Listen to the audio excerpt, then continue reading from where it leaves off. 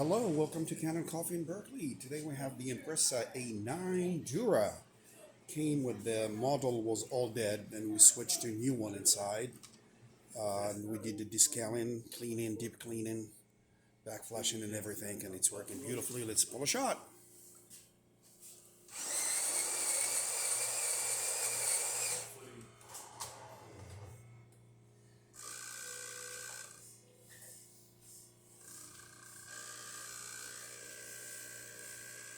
Here we go. Dispensing coffee. And that's the broken, the old one we switched.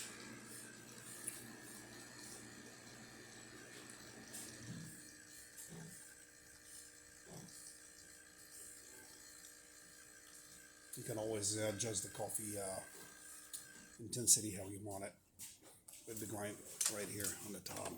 If you want it stronger than this, please don't forget to subscribe and have a great day. Thank you.